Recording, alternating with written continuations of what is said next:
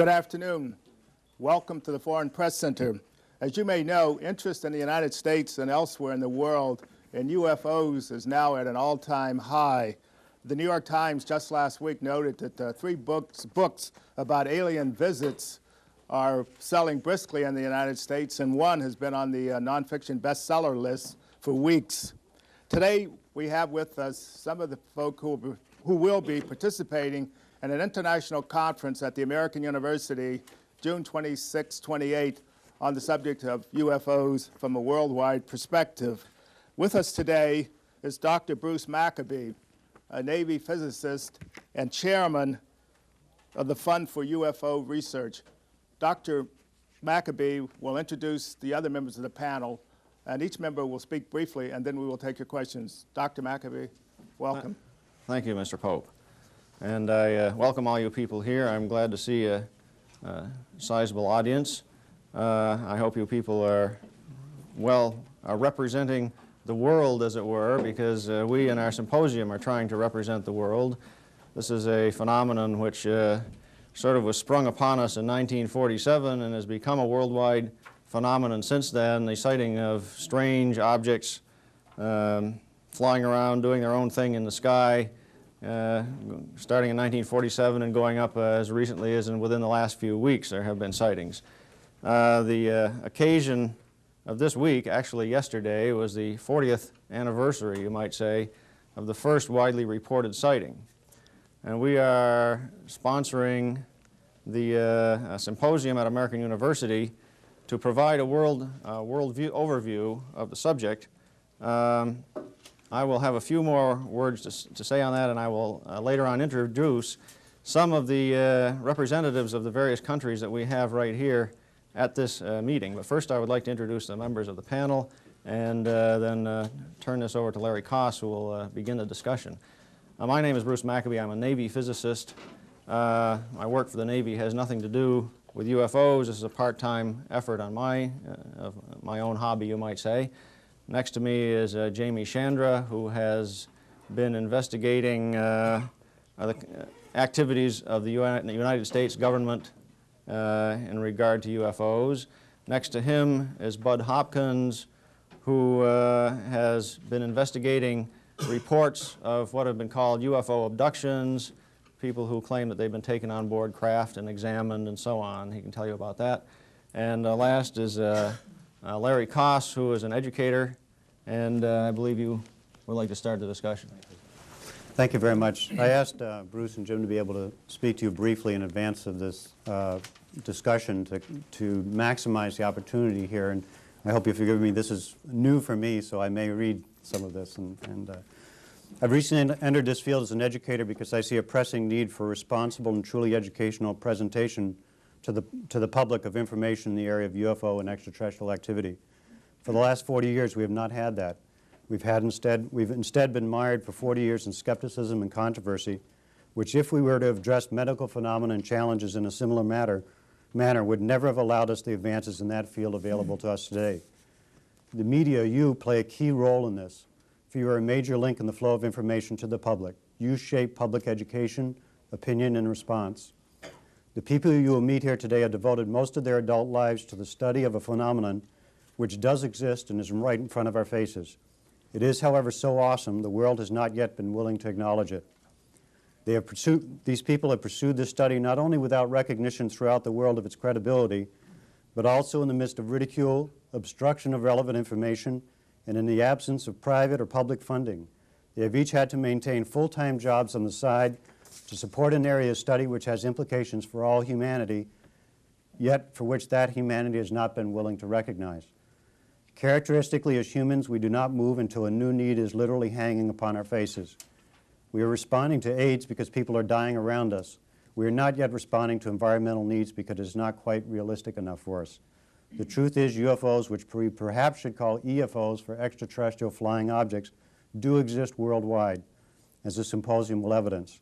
The truth also is that extraterrestrials are engaging with us now, as Bud Hopkins will define for you. And the truth is that our governments know these truths, as Jamie will point out to you. I invite you, therefore, to have the courage and vision to listen and respond to your public with new eyes and ears. I invite you to have the courage to move beyond the skeptical and sensationalized and controversial treatment which for 40 years has gotten us nowhere. And I invite you to take an honest look, examine the data, be willing to see a new reality, and have the courage to share that with your countrymen. Thank you. Thank you, Larry.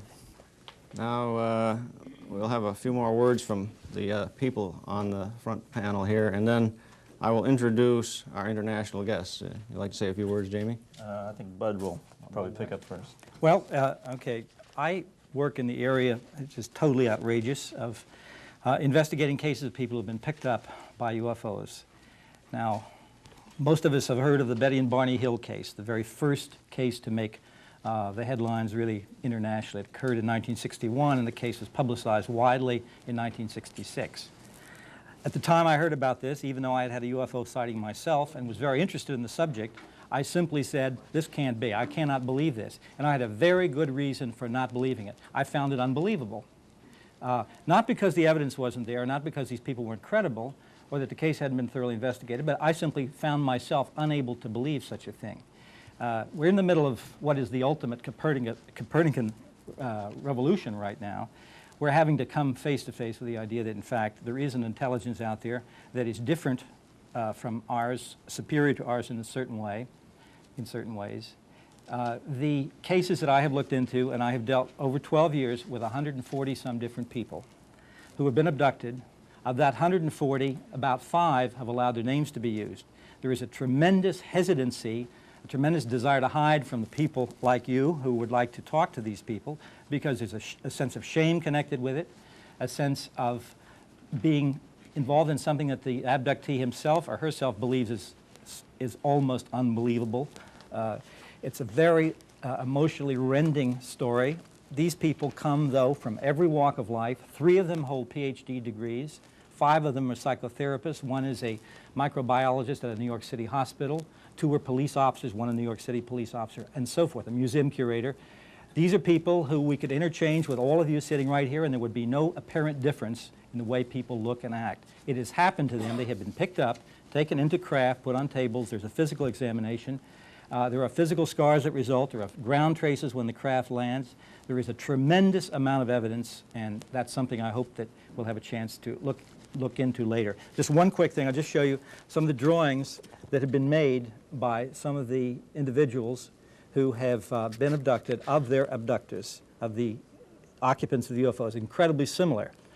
And just one last little note. A man who had remembered a great deal of his abduction experiences without hypnosis — it's a myth that hypnosis is essential to these cases — took one look after he made his drawing of the figures that he remembered. He took one look at these pictures and jumped almost out of the chair. This is a big man, a businessman, burst into tears.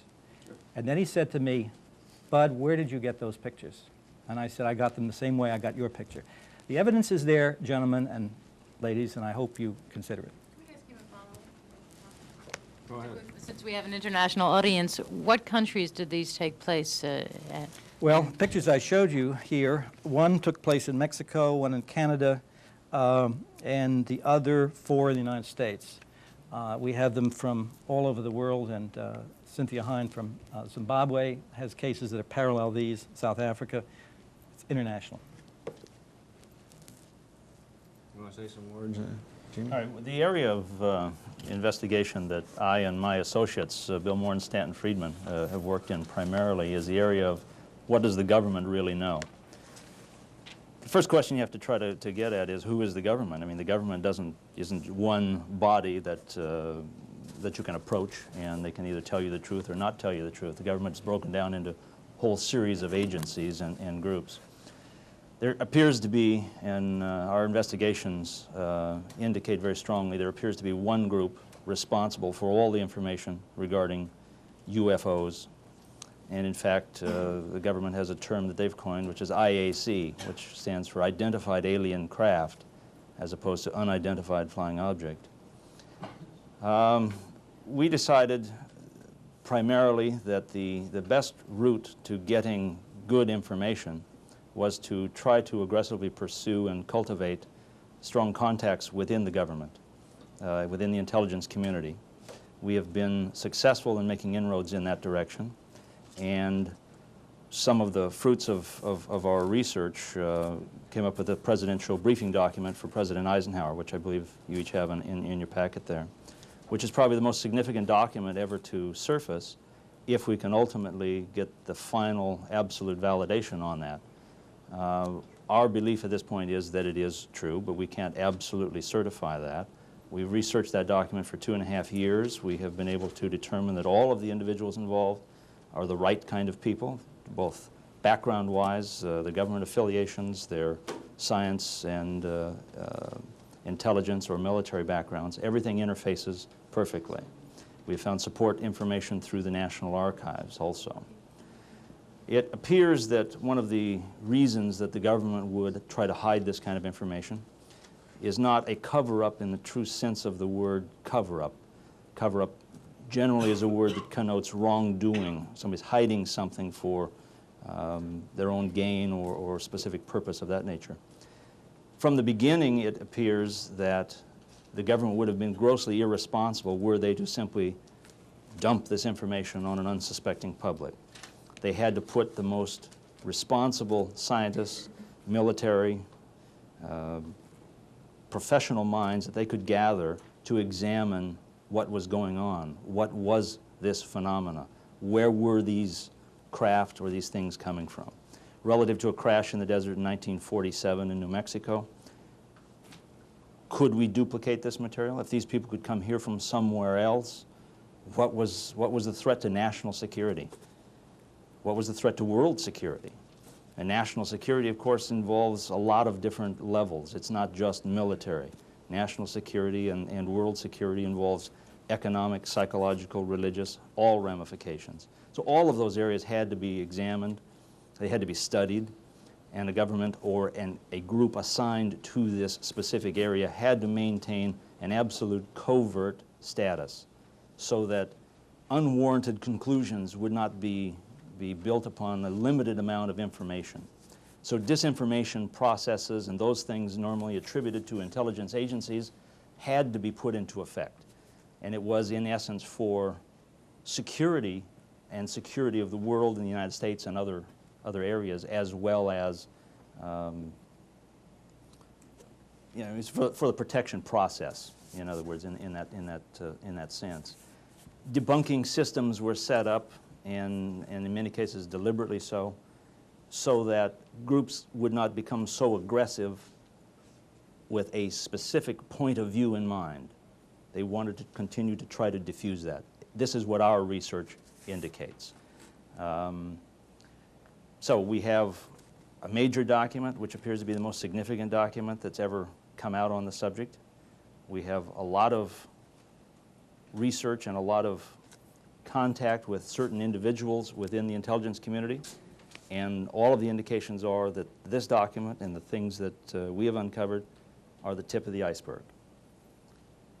What it's ultimately going to take to get the rest of this information to come to the front and to come out, I don't think ultimately is going to be lawsuits and challenging and an enormous adversary position between the press and the government. It's going to take people working consistently and in good conscience and with great integrity to try to get the material, to try to ascertain the validity of the material, and to be able to progress in that fashion.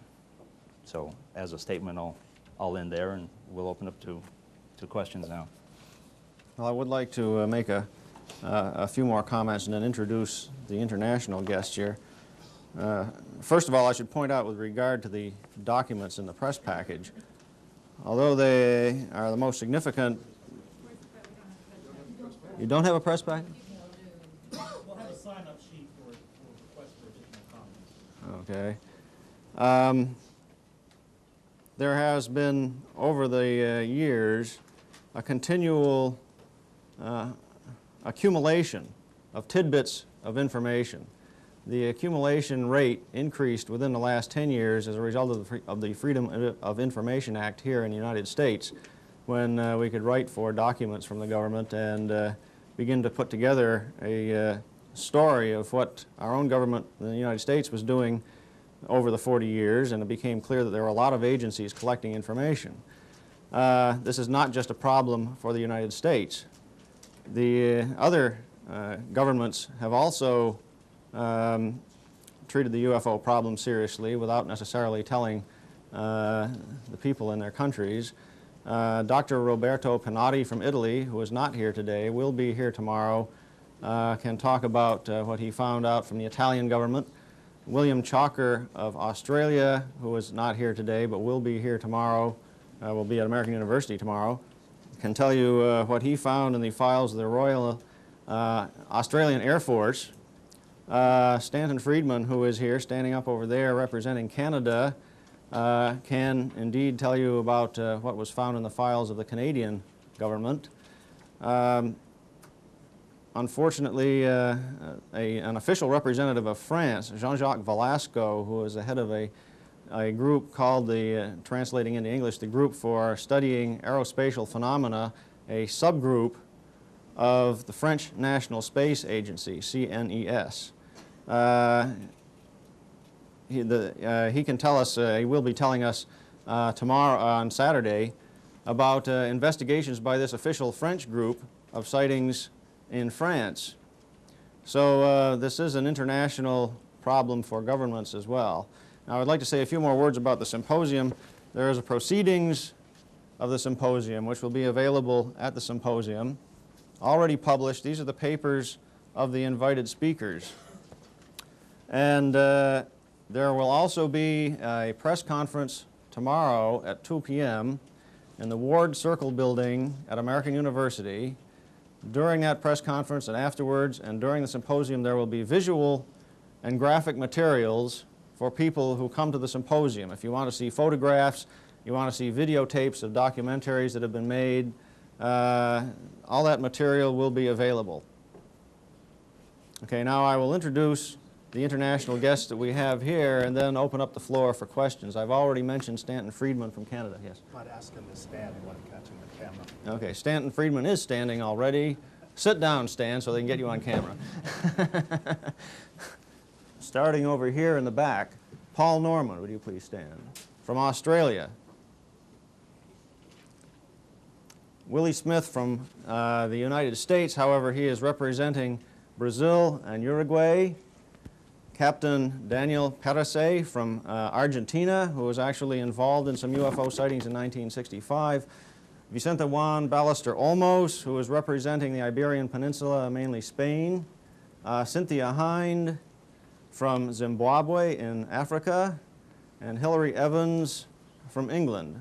Have I missed anybody? Bill Moore? Well, Bill Moore can stand up. He's representing the United States at the present time.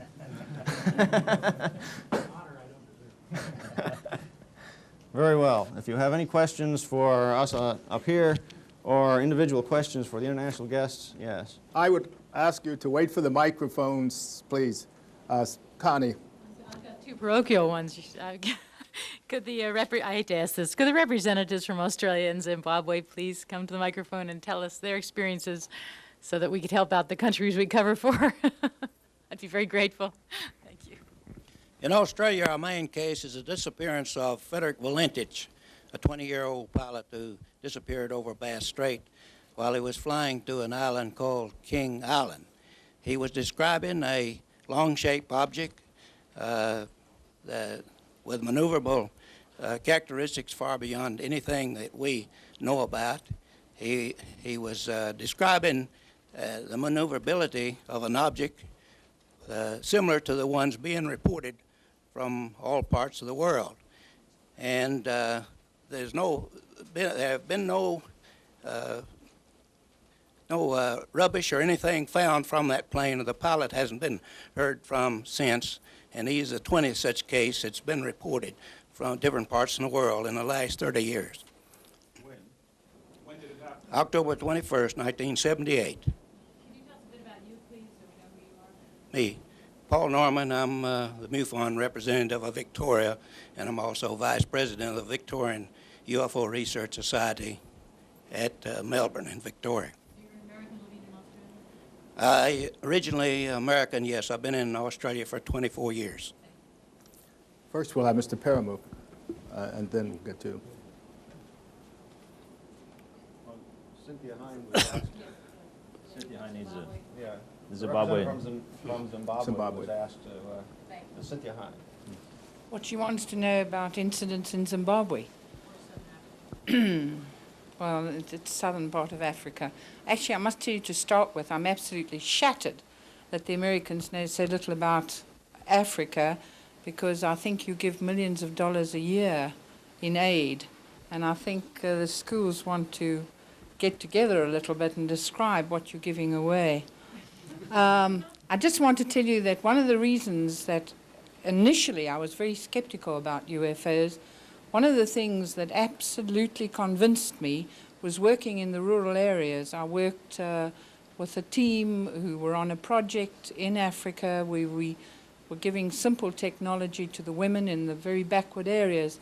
And I came across a particular case there where there were 20 witnesses, and they'd seen a ball of fire rolling across a lawn, and eventually, I won't go into details, it's too complicated, but eventually there were 3 men in shiny suits. Well, they actually said shiny, and I was eventually able to obtain the information that the suits were in silver. And the only reason I found out, because they spoke Mashona. They're the Mashona tribe from Zimbabwe, eastern Zimbabwe. And the reason that they were able to tell me was because one of the gentlemen took a 20-cent coin from his pocket, so that I realized the suits were silver. They could only describe it as shiny. And I said, what did you think they were? And this group said, they were the spirits of our ancestors. And I said, but surely the spirits of your ancestors wore furs and lion teeth and monkey bands around their heads and so forth, which they did. And this guy I was talking to thought for a little while, and he said, you know, times change. So, but this one particular case convinced me, and it's happening continually, where I now have, since the War of Independence is over, and since I have access to these remote areas in Africa, where I speak to the people, and they keep on telling me about these things who come down from the sky, and I can tell you they're not American helicopters. Thank you. Okay, Mr. Paramu. Parimu, the Times of India. Could you please tell me if there have been any sightings in the Soviet Union or inside Soviet Union? And secondly, has there been any coordination or cooperation between the Soviet Union and United States in this research effort, in an effort to identify these things?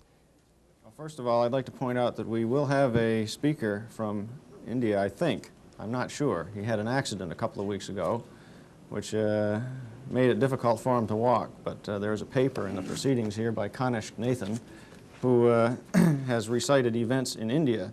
However, since you ask about the Soviet Union, there have been reports from the Soviet Union. In 1976 or 77, a report surfaced here in the United States, written by a man by the name of Gendilis and another one whose name escapes me at the moment, which was a statistical study of reports in the 66 to 67 time frame in the Soviet Union. 250 reports. I might add that I believe it was, let's see, 1987, I believe it was 2 years ago that an incident in Gorky evidently was so convincing that the Soviet government allowed an announcement to be made that they were setting up a special UFO investigating group headed by an ex-cosmonaut by the name of Popovich. I was close. And the group that they set up was supposedly going to investigate the Gorky incident. Not very much information has come out, as you may well understand. And so far as I know, I don't know whether that group is active or not. There was a press announcement that it was formed, that Popovich was heading it, and that was about it. As far as cooperation between the United States and the Soviet Union is concerned, I'm not aware of any. I personally wrote to, tried to contact 2 people in the Soviet Union whose names have turned up with regard to the UFO problem. That is, they do have people there who write articles about it occasionally, and I never got any answers. So that's about all I can say about that. Would you like to say something? Just to add that there has been put together a report by Felix Siegel at the Soviet Institute of Aviation, whatever the literal translation of that is, in which he gives these couple hundred sightings that Gindelis and company officially investigated with the backing of the Soviet Academy of Sciences. I have a translation of that report. It's about 160 pages long. The point that must be made is that these sightings were compared by Gindelis to sightings in other countries, in France and in the United States and in other countries. And they are very similar kinds of observations by Soviet citizens, and they intentionally stayed away from military-related cases, if you understand it. Right here. Was any recent case of an UFO mentioned at the conference? What is the most recent flying saucer that we saw, or any other Bruce, you want to May 29th, May 16th, is that the, anyone want to go, anyone have one more recent than May 16th? May 16th this year. May 16th of this year in Canada, right? Yes. Is that the radar-only event? An aircraft flying along in Canada, a 747 again? No, 737. 737, okay, a large jet aircraft where the crew picked up on their aircraft radar an object that was traveling, if I remember, what, 9 miles every second? Every 6 seconds. Every 6 seconds. 5,400 miles. 5,400 miles an hour. That was a radar-only sighting.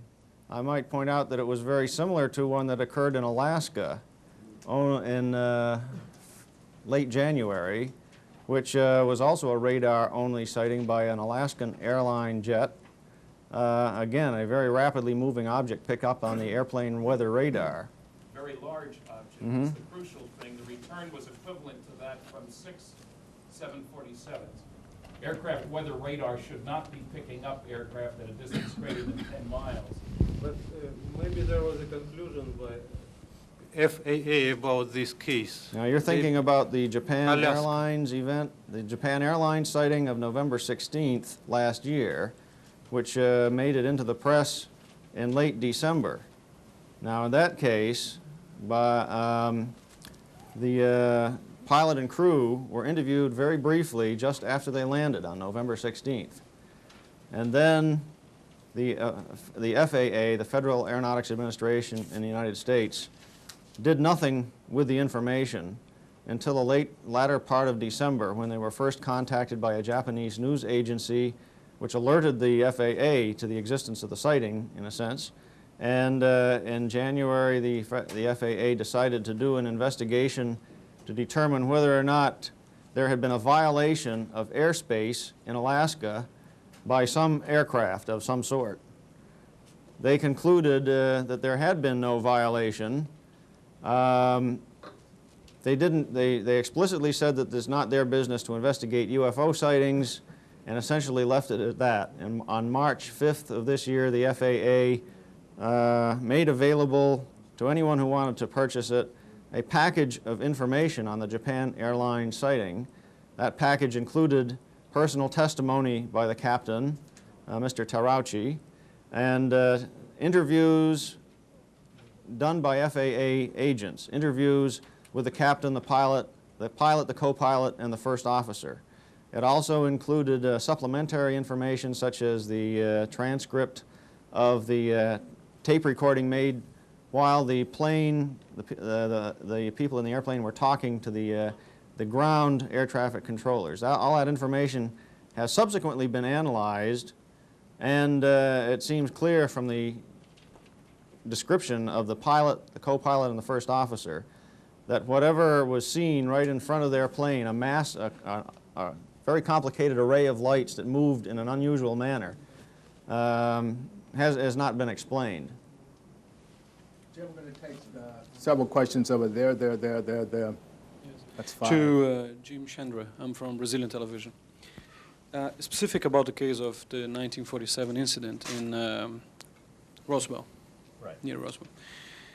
I couldn't find here in the reproduction of the memorandums or documents any reference onto what might have been done with the 4 bodies. And I'd like to ask you if through information or You mean where they might be today? That kind of information? If they were preserved or not, or what happened? It seems very clear to us, yes, they were preserved. We do not know the precise location. There have been various locations suggested. Now, in case you haven't looked at, what he's referring to is the document I made reference to earlier is a presidential briefing document for then President-elect Eisenhower. The document was dated November 18th, 1952. And at that point, Eisenhower was in fact briefed that there was a crash of a craft in the desert, and that 4 dead alien bodies were in fact recovered from that craft. Yeah, obviously it indicates there that the medical conclusions were that they were non-Homo sapiens. Now my question to you Right. is, do you believe that parts of those bodies have been preserved up to today? Let's say that the individuals, very competent, need-to-know position individuals that we're talking with, all indications are yes, they are. Any indication on where these bodies or remains might be now? Not specifically. That is not information they would like to have out. If I, as a reporter, call the Navy or the Air Force and just ask about this incident, obviously what I'm going to get is a no comment. You get a no comment, or that they do not involve themselves in that kind of thing. And the reason you get that is because the group responsible for this is called Majestic 12. Majestic 12 controls all of their own material. So they might function through normal agencies, be it the Air Force or something else, but all is then controlled by that group. I can quote in a story of mine that there are people who believe that the remains of those bodies are still to be found, in some way preserved. Yes, that's all indications say that is true, yes. Thank you. Right here in the front. Jaap van Wezel, Trouw newspaper in Amsterdam. So what reason would the US government or any other government have to conceal the existence of whatever? Of alien contact? Of alien contacts for such an extended period? Well, there's 2 ways to look at that. First of all, if you look at it from the standpoint that the document that we're releasing at this point is a standalone, that incident happened. Okay, let's for a moment say, okay, yes, we believe it's true, that incident did happen, the government was there. Why would they hold that document secret for 40 years and then release it? That is a good assumption. I mean, the government would be wrong to do that, to hold it for 40 years for that one isolated incident. However, if what they determined and discovered was that that was only the beginning and that this began to escalate, that it has not been a void for those 40 years, that there's been a considerable amount of activity within that time frame, then there becomes a much greater justification for not releasing that at that time, because they had to continue to study and investigate and to deal with the situation until they could determine they were satisfied that they had a grasp of it. May I add Sure. just a quick little comment on that? If there has been, let's say, no contact between governments and the occupants of UFOs, and all a president could do would be to announce to the public that these things absolutely exist. They can outfly anything we have. They can pick our people up at will, paralyzing them, then returning them. There's been no communication. Just say they exist, they can outfly anything we have. They haven't talked to us. We'll let you know when they decide to talk to us and when we know whether they're friendly or not. And I said, if that's all they could say, I would rather be in the liquor business at that time than the real estate business. Because for this reason, 40 years, that's not a for threat. this reason, if when you think of how all of our basic economic decisions that are most important are based on long-term assumptions that 20 years down the road it's going to be pretty much the same world as it is today. If you threw that information out in a world where people are taking out 30-year mortgages and saving for college education and so forth, you might truly panic people and turn the economic world into something rather chaotic. It could happen. I'm not justifying the government's position if, in fact, that's what the way they are reasoning. But you see, without that possibility of communication without being able to make an announcement saying not only they exist, but we've talked to them and they're really very nice or they're very friendly or whatever or something. If it's left completely open, I think you have the setting for real panic. I have one other question. On what you say the dead bodies probably are still somewhere. On what is that information? Is that information you have? On what is that based? It's based on our contacts within the intelligence community. Those in an active need-to-know position actively within the intelligence community. They will tell you but not release that information? Right. Right. We have aggressively pursued and developed these contacts and developed a trust, as much as one can develop that in, you know, a trust relationship. In other words, we've been able to verify information that they have disseminated to us, and they have been able to trust the integrity with which we would begin to deal with that information. Right here. I'd like to ask Mr. Chandra, what does the Air Force say? Presumably the Air Force has got control of the radars, NORAD, and so on. They must have all kinds of official information. Which is this not available under the Freedom for Information Act? And can you say what happens when you've been trying to get this information, which you're evidently... Well, what you find is through all normal official channels, you cannot normally find anything. You can find bits and pieces, and that's not to demean the work of anyone that's worked in that area. And as Dr. MACCABEE can point out, there's been significant ground covered in that direction. But the official thing and the official method and the method of operation, it appears, that the Majestic operatives work in is that anything that is significant that relates directly to the things that they're dealing with goes into their category and is therefore then outside of normal channels.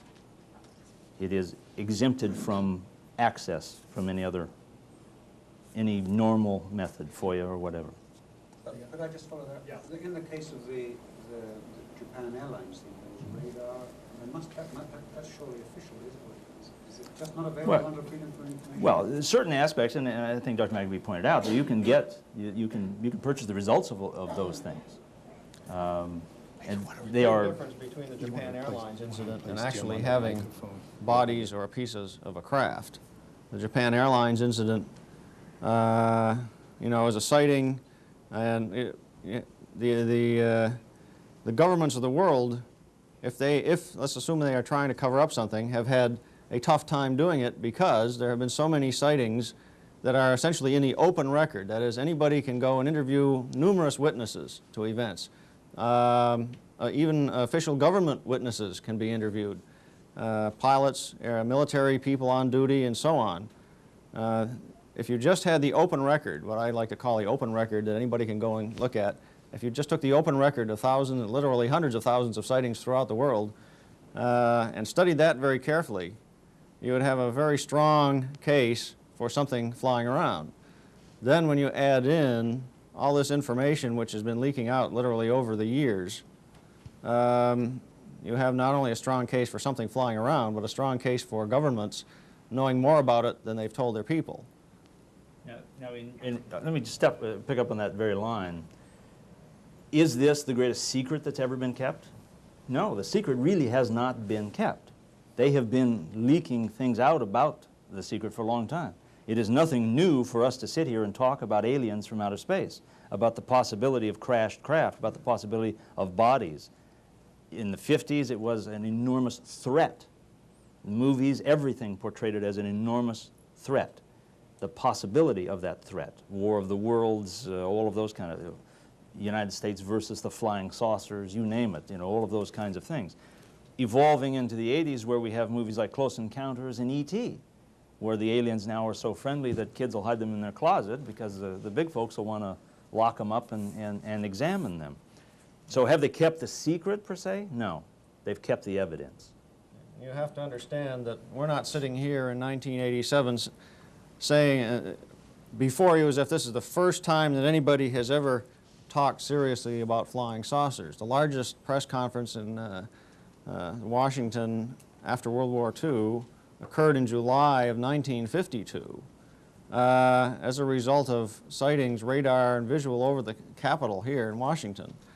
And at that conference, a general who put it on, General Samford, made the statement that there are incredible sightings by credible people. So that's as long ago as 1952. Okay, we'll go over here now. Kathy Gerchik, Washington Reporting Service. Does there appear to be any kind of pattern to the sightings, geographic or otherwise?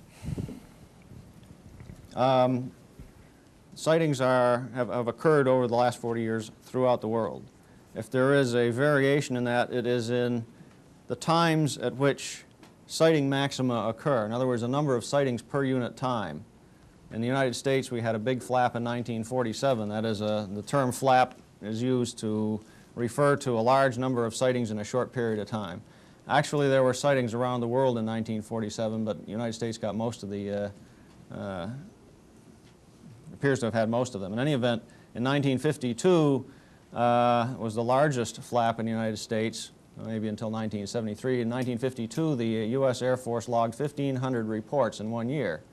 In 1954, there was a major flap in France, also in Spain and Italy? No, not in Spain, but yes, in Portugal. Portugal, okay. At various other times, let's see, jumping up more recently, 1978 was a large flap in Italy, and I don't know whether in France as well that time, I think. 1978 was there were a large number of sightings throughout the world, and the reason I mentioned Italy is because I was reading Dr. Panatti's paper, and he has this graph of sightings as a function of time, and there's this great big pole, you know, as you plot time this way, a number of sightings per month. There's a great big spike in 1978. There hasn't been a big flap maybe since 1978. There have been a continuation of sightings that come in, reports are made at the rate of several a day, I would guess, on the average. And that's been continuing over the last 4 or 5 years. Philippe Martins, Swiss TV. I'd like to hear you about the abductions. If we have to take it that they can abduct people, and first, on what conditions, in their swimming pool, the bus stop, or how were they abducted first, why would they pick only 140 people and not get a better statistical basis? And third, why wouldn't they return the people? Why would they indeed let them go free? How do you explain this? Well, the 140 I referred to are cases that I have personally investigated on a total face-to-face personal basis. There have been thousands and thousands of investigations into abduction cases. I would say when all the various investigators who worked in this area, when their totals are put together, there's no real accurate way of measuring this. Incidentally, just to backtrack a quick second, the question previously about flaps and the numbers of sightings, I think that we always have to understand that the numbers of sightings that occur, or the numbers of abductions or whatever, are a function of what we're privileged to hear about through press interest, through a very adept sort of reporting network in the UFO organizations. I think citing flaps have a great deal to do with press attention, rather than, not that the sightings aren't real, but suddenly the press gets very interested and starts reporting many, many cases that otherwise would simply have not made the newspaper. So it's very hard to correlate what is really going on in the world with what we are privileged to find out about through the press or through organizations. In terms of the abductions, it is a worldwide phenomenon that involves thousands of people, as I've mentioned. There is a strict pattern that seems to occur. This is very important. Obviously, any one of these cases is so bizarre that one might just shrug, as I did many years ago, and say, well, that's unbelievable, therefore I won't believe it. Not that there isn't evidence for it. But the patterns, of course, are the areas in which you can place some kind of faith that these same things occur over and over again in the same details. The person is usually abducted as a child first, roughly from ages of 4 to 8. Very, very often, very commonly, that child has a very deep cut, an incision, often on the back of the leg, sometimes the front of the leg, whatever. The cuts are of two types, a very thin hairline type of cut, and another one which is a circular scoop mark, as if a little layer of cells has just been scooped out. The scars, many years later, are still visible and extremely similar. And very often, if the child's memory has been erased, which occurs in these cases, we don't know how that operates, obviously. If the child's memory is erased, Very often the family remembers this very vividly because perhaps the child has disappeared from the front yard.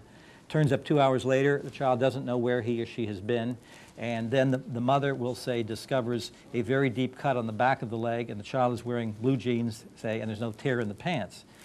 That child, as a young adult, is then usually re-abducted, as if he or she has been tagged the way we might select an animal, perhaps at random, and follow it in a sort of zoological investigation.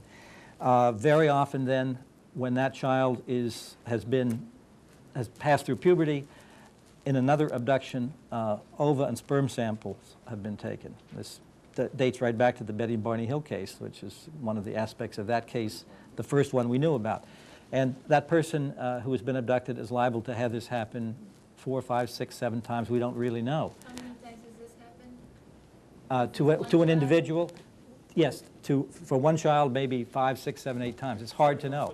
For that case. For this one person, yes, as if they are being followed, tracked at intervals through life. It's a long, complex story. But I should point out, it doesn't happen just to one person at once. I have one case in which 7 people were abducted simultaneously, 5 people, 4 people. Their recollections are extraordinarily similar afterwards.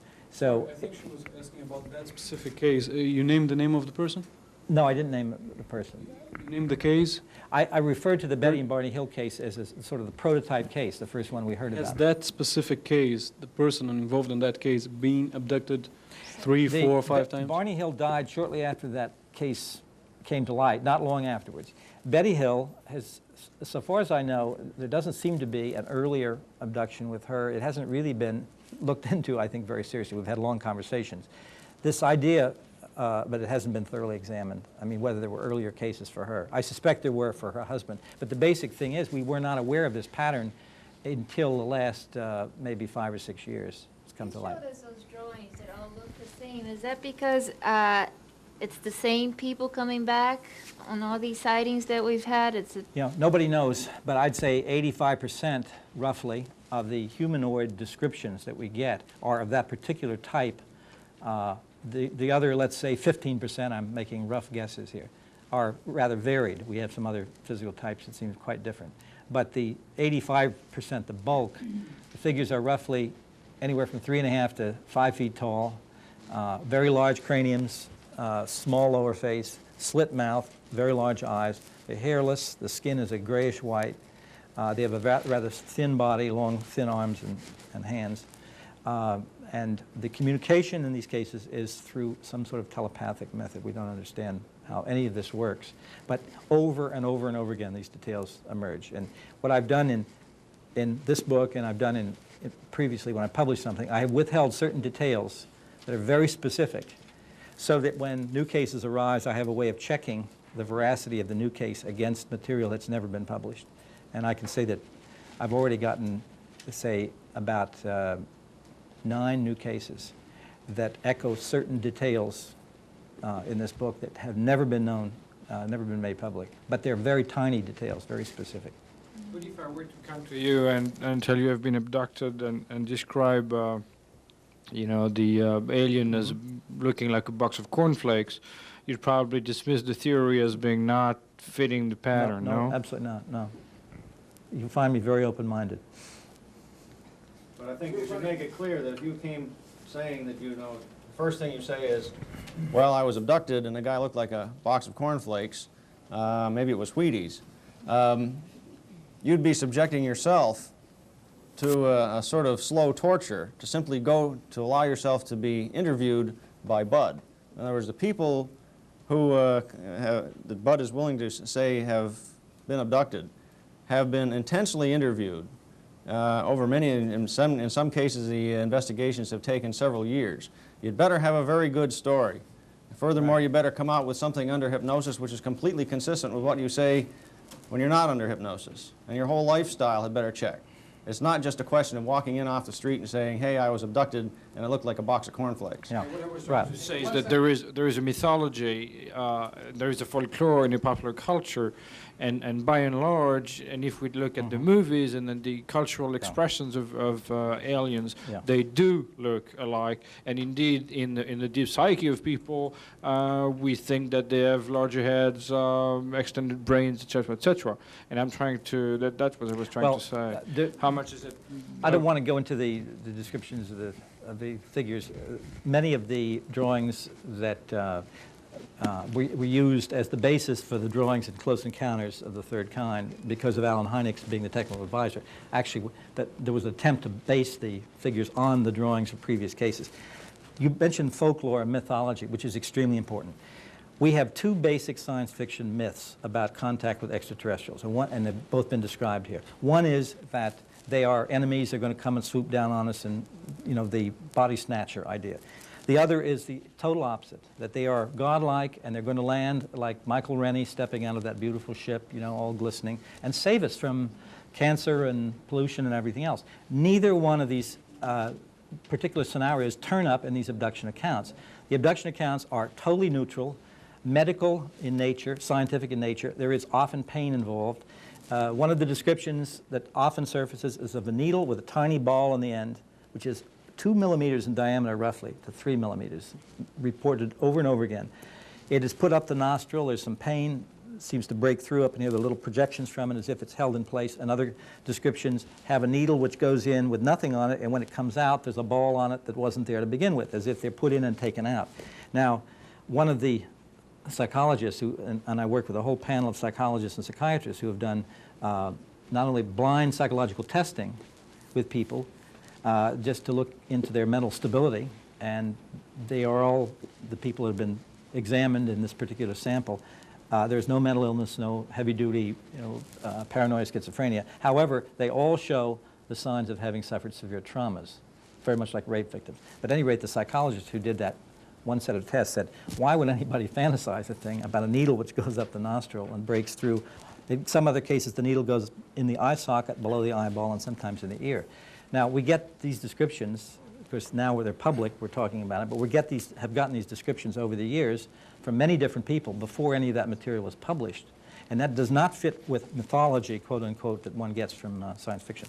There will be at the symposium Dr. Thomas Edward Bullard, who got his PhD from Indiana University in folklore. And he has done an intensive study of abduction cases. He has analyzed 280 reports, literally from around the world, very meticulous analysis. And he concludes that in comparing the key factors in myths about little people and fairy stories, etc., over the years, and comparing the key factors which keep cropping up in abduction stories, there's a difference. In other words, you can tell an abduction story from a fairy story simply by looking at how the story develops. The reports that people make about abductions are not the same things that have been made over the years about fairies and little people and stuff like that. And I'm saying this comes from a man who's got his PhD in folklore, so he ought to know. Now, before we go on, I want to say that we have run out of time for our camera crew. But since there's so much interest in the topic, we're going to continue, but the camera crews will be taking off. And we're going to try over here, right here, then you, Jeff, and then you. Chris Hansen, Reuters News Service. Mr. Chandra, you mentioned an organization called Majestic 12. Is there any documentary evidence you've come across that it exists? Can you tell us what department of government it belongs to, how large you think it is? Does it still exist? Any kind of detail like that would be very interesting. The document that we have released now to the press includes the names of all of the original 12. So Majestic 12 had 12 individuals who were part of the original group.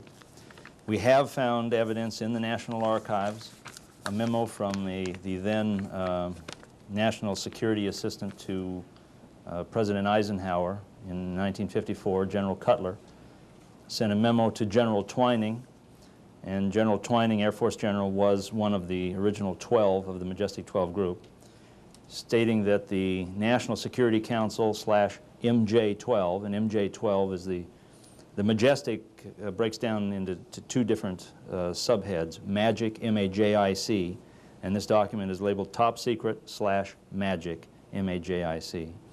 And they're also referred to as MJ12, so that a National Security Council / MJ12 Special Studies Project would be held in concurrent with a meeting in the White House. So it does in fact tie the MJ12 group to the President and to the White House and the National Security Council as of '54. The indications are, yes, this group still exists and still maintains this information, and they do not belong to a government agency. They are their own agency. So you can't access them through FOIA or anything else because there's no known address or anything through normal channels to get to this group. What are the indications that they still exist? We're studying a good deal of the information, and the information that Bill Moore and Stanton Friedman and myself have garnered from this is extensive. So until we're ready to break some of that out, we've finished our investigation to where we're satisfied that there isn't, an overabundance of disinformation within that information. I'll just say that the indications are well, there was a question here earlier about sightings and so forth. One of the indications through the intelligence operatives that we're talking with is that the predominance of sightings or alien visitation areas is in the Southwest. It's in New Mexico, Arizona, Utah, and in North and South Dakota. But there's a predominance of information that indicates that this group still exists and their role is very active. Excuse me, just pause for a second. Hold on a second. Maybe the cameras want to do left to right, and then we're going to take Jeff. And